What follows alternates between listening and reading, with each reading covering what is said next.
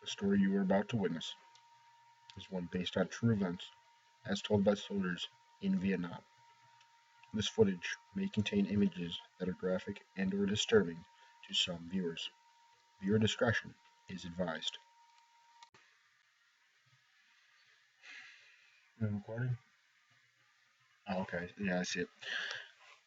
My name is Rat Kylie. I'm a soldier in Vietnam. I'm here to tell my story. What you're about to witness is true, and it was recorded by the members of my company here in Vietnam. This is our story. Take it what you will, but every word, every scene, every event is 100% factual. You guys gotta hear this story. This is the best. I'm gonna get Rat Kylie right now. Hey, Rat. Rat. Oh, here it is. 1 second. Rat, you got it. Remember the story I told me back in basic training?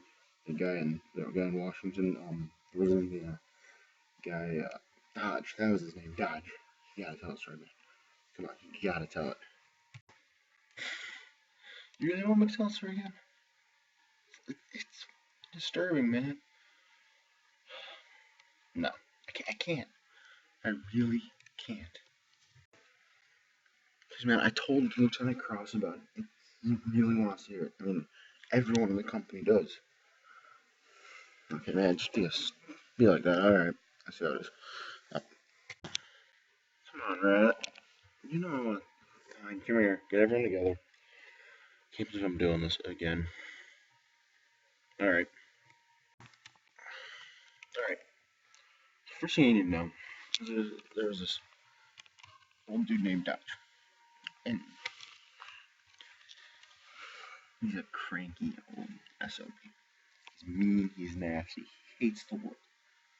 And I was explaining later on, he's got every right to hate the world. But he just doesn't seem to care anymore. I mean, the guy's drunk all the time. He's drinking. That's how he numbs his pain. He's sick. He's taking popping pills. And all day long, all he does is listen to his wife yell at him, sit on the TV, sit on the couch, watch TV. It's a rough life for him, but it's no excuse for what happens. Um, no, arguably, what happens is not his fault. So it starts with him, this guy named Dodge, and his wife Haley having a row at each other. She's standing on the top of the stairs, just yelling at him. And she's kind of like, I mean, if Dodge was in the army right now, he'd get the deer. He'd get a lot. He'd get the Dear John letter like that. I mean, she cheats on him like crazy. I mean, right now she's having an affair with a priest of all guys. And so she's yelling at him, and he comes up. He's just dissing her, and he's just get away from me, woman. So she eventually leaves. And this dude's son Tilden shows up. I think Tilden's a little slow in the head because the kid doesn't understand jack without his dad telling him to over and over again. So he's sitting there, comes in, and Dad is like, "Don't leave me, Tilden, don't leave me." I think Dad is afraid of being left alone, being nobody, that his past can haunt him, that kind of stuff. So Tilden is like, "Dad, I won't leave you, I promise." So, whatever, he comes in, and Tilden, when Dodge falls asleep, Tilden, one, grabs a whiskey bottle from under his dad, and two, covers him in corn. Or at least the newspaper had him covering him in corn at this point. I think this all takes place within one day. So anyway, now Dodge leaves. So now or Tilden leaves Dodge, and Dodge is now all alone. Oh, that's just great. Anyway, so Dodge comes in, or Dodge has a second son, Bradley. Now Bradley lost his leg, so now you've got one kid who's mentally slow, one kid who's crippled. I'm not trying to be mean, but this is the way people describe it back in my town. Newspaper didn't say it so generally, but they gotta be politically correct or whatever. So we're sitting there, and Bradley comes in, and he's laying on the couch now, Dodge is in his chair. So the two of them are having a conversation, and I think Tillman comes into this point, and he's carrying a whole armful of food. I think it's corn or potatoes. Potatoes. At this point, it's potatoes. He does it earlier with corn, and that's where all the husks come from. He puts on his dad, and it's weird.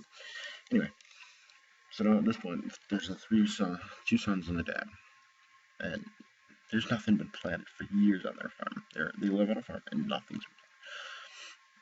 I mean, old man Dodge is bonkers, and everyone in town for years we used to think this man was bonkers, and then when the story broke, who knew he probably was? Anyway, I'll get to the good part in a minute. So, right now, we're sitting there, and these guys are just nuts, and those two sons are talking, and Dodge is saying, "Don't leave," but these two are just saying, "We gotta go, Dad. We gotta have a life." I mean, neither one of them can, because Tilden was off in New Mexico on his own. I remember the kid leaving, big whoop-de-doo. Nobody ever thought that kid would leave home. Then he comes back, and he got in some kind of trouble out west, New Mexico, Arizona. But nobody knows what trouble that is. I couldn't find, nobody wanted to look into it any further, because it's kind of personal, and we don't go into personal details on people much. Anyway, so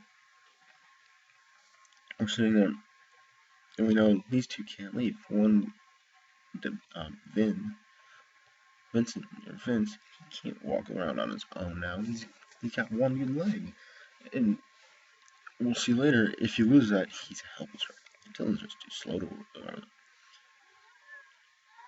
So now we have Sheldon.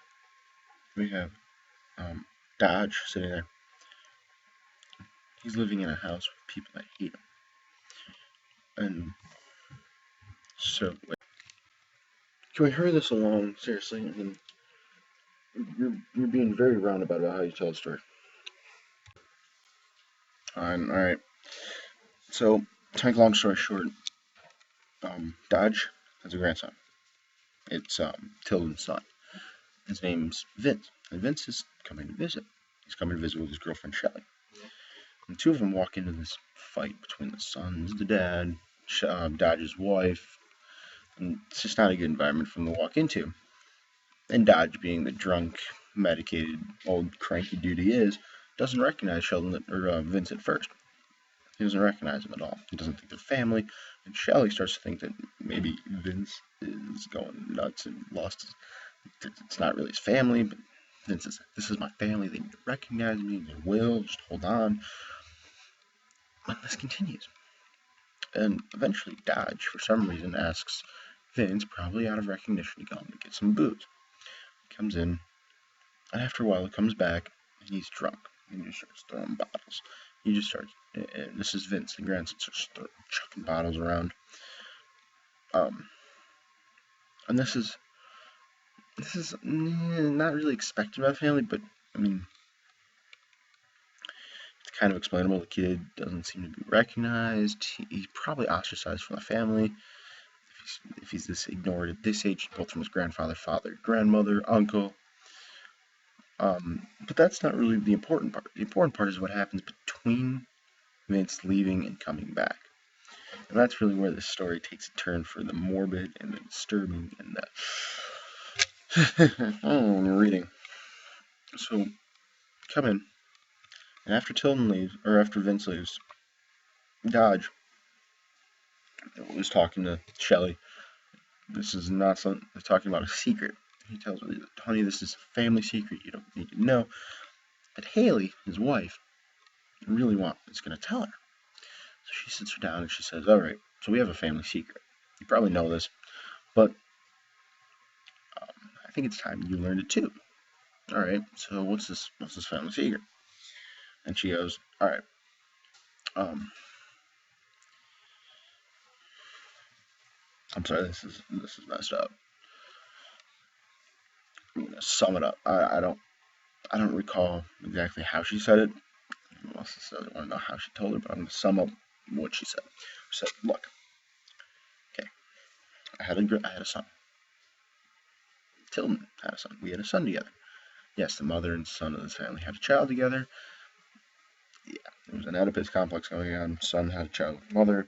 Dodge, being the grandfather of this child slash uncle, killed it and buried it in the cornfield. So this is where the story on the newspaper "Buried Child" came from. And what happened after this is Dodge probably just cracked. He stopped farming, stopped caring. He went on medications, alcohol, because anyone would. This is disturbing stuff right here.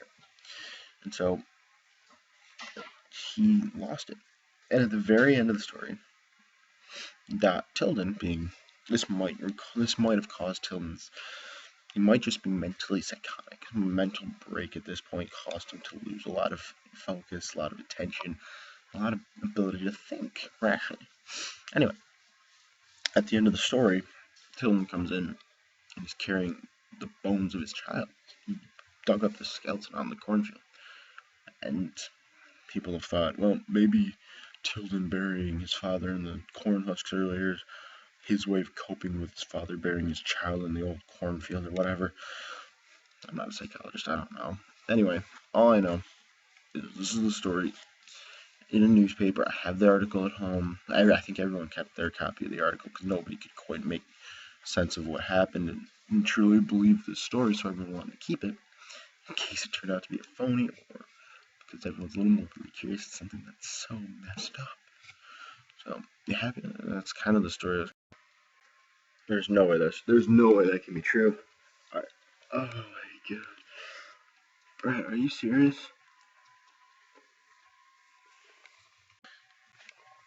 Right. Yeah, I know Lieutenant Crossley.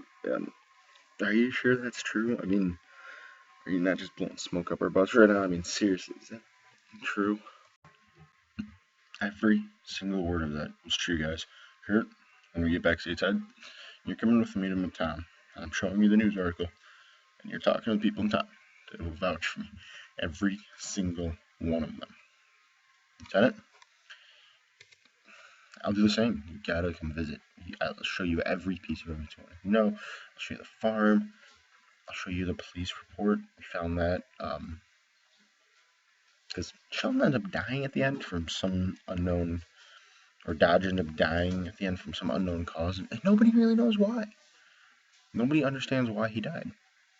But it could just be from shock from the event. So, yeah, I mean, that's just part of the story. I mean, the whole story is a lot longer. The newspaper article was a couple pages, but I really skipped some of the less important parts. I mean, Dodge and Tilden arguing about where he got the corn, how Tilden stole the alcohol from his dad, blah blah blah. I mean, at one point, get this up. At one point, there's a guy named Father Dose. He's a priest. This is the priest having an affair with Haley. You think this is messed up? But he comes in and he just keeps his hands out of the problem. It's like, hey, family affair. I can't involve myself. Sorry, guys. So at that point, it's just, I don't even get why he's there. I mean, I used to know Father Dose. I mean, I always thought the guy was little. I always thought there was 3 or 4 people in town that were little, and usually revolved around Dodge's and his family. But I didn't realize it went that far, and I didn't realize the cause. And when I found out why, I think their family immediately picked up sticks and left town, and I think everyone was glad they did after hearing the story, because if they had stayed, I don't think people in town could have lived with them or stayed. So, yeah, I think that's my story. Fortunately, every single word is true.